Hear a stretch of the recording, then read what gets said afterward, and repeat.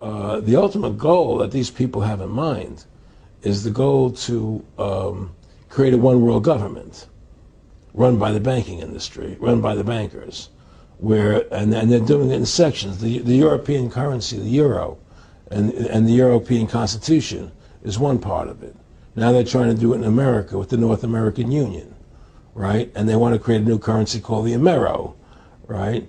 And the whole agenda is to create a one world government where everybody has an RFID chip implanted in them. All money is to be in those chips, right? There'll be no more cash. And this is given me straight from Rockefeller himself. This is what they want to accomplish. And all money will be in your chips. And so instead of having cash, anytime you have money in your chip, they can take out whatever they want to take out whenever they want to. If they say you owe us this much money in taxes, they just deduct it out of your chip digitally. Total control. Total control. And if you're like me or you, and you're protesting what they're doing, they can just turn off your chip. And you have nothing. You can't buy food. You can't do anything. It's total control of the people. And that chip's connected to a database that has your purchasing records, what you do, what everything, you sell. Everything is in there, you know? And so they want a one world government controlled by them, everybody being chipped, all your money in those chips, and they control the chips, and they control people. And you become a slave. You become a serf to these people. That's their goal. That's their intentions. Eric, can you be specific about when you met Rockefeller, how it happened in these discussions?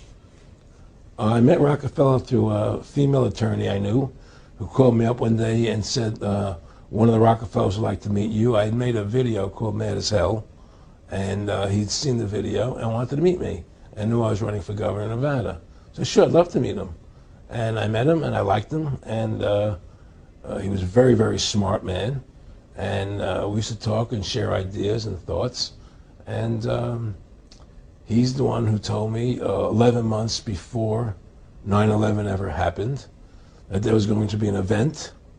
Never told him what the event was going to be, but there was going to be an event. And out of that event, we were going to invade Afghanistan to run pipelines from the Caspian Sea.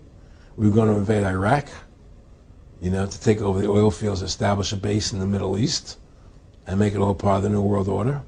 And we'd go after Chavez in Venezuela. And sure enough, later, 9/11 happened. And I remember he was telling me how how you're going to see soldiers looking in caves for people in Afghanistan and Pakistan and all these places. And there's going to be this war on terror, which is no real enemy. And the whole thing is a giant hoax, you know, but it's a way for the government to take over the American people. He told you it was going to be a hoax. Oh, yeah. Oh, yeah. There's no question. He says, there's going to be war on terror. And he's just laughing. There's no... Who are we fighting? I mean, why do you think 9/11 happened and then nothing's happened since then? Do you think that our security is so great here that these people who pulled off 9/11, who were able to, can't knock down another plane? Come on, it's ridiculous.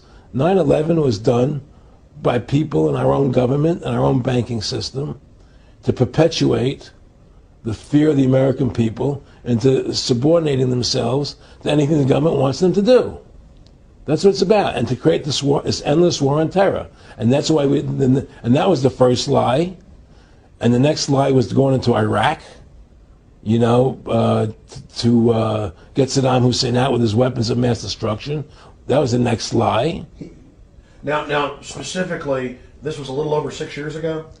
This was 11 months before 9/11. Yeah. And Nick Rockefeller, who's a lawyer, he's become your friend over the previous years, and he's saying to you that there's going to be this big event, and then out of that we're going to have a war on terror, and it's just going to go on and on. Right, an endless war on terror without any real enemy. That you can never, so you can never define a winner. And did he say that it's going to be perfect because you can't define an enemy? It just goes on and on. Yeah, because you can't define a winner. There's no one to beat, so it goes on and on forever. And they can do whatever they want. They scare the hell out of the American public. Look, this whole war on terror is a fraud. It's a farce. It's very difficult to say it out loud because people are intimidated against saying it. Because if you say it, they want to make you into a nutcase. Let's But be the truth has to come out. That's why I'm doing this interview. The fact of the matter happens to be that the whole war on terror is a fraud. It's a farce. Yeah, there's a war going on in Iraq because we invaded Iraq, and people over there fighting, you know. But the war on terror, it's a joke, you know. And until we discover what really happened on 9/11 and who was responsible for 9/11, because that's where the war on terror emanates from. That's where it comes from. It was 9/11 that allowed this war on terror to begin. And until we get to the bottom root of 9/11, the truth of 9/11, we'll never know about the war on terror. Aaron, you said that he was, and I think it's important, and I know this about the Rockefellers from Dr. Dennis Cuddy and many others who literally, you'll be 20 years old in a lunch line at college, and there's David Rockefeller. And here's here. I mean, they're experts at recruiting and getting what they call players, and that clearly he was. I mean, I want to make it specific and just get you to reiterate what you said last night about you got 30% of the vote. You were having an effect. You made mad as hell. They knew that you'd started the Constitution Party. Yeah. They knew that you were somebody who was taking action and getting things done. You'd already made some big films, had a lot of other successes. Right. So they were trying to recruit you, and didn't it come down to the point of, hey, we are here to recruit you, and don't worry, your chip's going to say, don't mess with us. You know, this guy's don't touch. Yeah, yes, that did happen. I was definitely being recruited, but it's more subtle than that. Well, in your words, just go through the process, and then what he said. Well, what it is remember we were friends, and we used to go to my house a lot. We'd have dinner, we'd talk, and he'd tell me about business investments I get involved in, you know, or they would help me with this business investment or that business investment. And was I interested in joining the Council on Foreign Relations? You know, I would have to get a letter to join them, but was I interested in that? And, you know, just stuff, you know, leading you on. And I used to say to him that I never really did that because that wasn't where I was coming from. You know, as much as I like you, Nick, you know, your ways and my ways, we're on the opposite side of the fence. You know, I don't believe in enslaving people, you know, and he would come back with, oh, I do? Or? Well, it would be more like, you know. It's better for them. Well, it's more like, you know, how do I put it? It was like, what do you care about them? What do you care about those people? What difference does it make to you? Take care of your own life. Do the best you can for you and your family. What do the rest of the people mean to you? They don't mean anything to you. They're just serfs. They're just people. You know, it was just a lack of caring, you know, and that's just not who I was. It was just sort of like cold, you know. It was just like cold, you know. And I used to say to him, what's the point of all this? You have all the money in the world you need. You have all the power you need. What's the point? You know, what's the end goal? And he said the end goal is to get everybody chipped, to control the whole society. To have the bankers, the elite people, you know, the bankers and some governor controlling the world. And I said, do all the people in the Council on Foreign Relations believe this way you do? He said, no. You know, most of them believe they're doing the right thing. A lot of them believe it's better off being socialistic. You know, we have to convince people that socialism is really capitalism. Because America's becoming a socialist country. It's a communist country today. Well, one of the things they told me was that he was at the house one night, and we were talking, and he started laughing. He said, Aaron, what do you think women's liberation was about? And I said, I had pretty conventional thinking about it at that point. I said, I think it's about women having the right to work, getting equal pay with men, just like they won the right to vote, you know? And he started to laugh. He said, you're an idiot.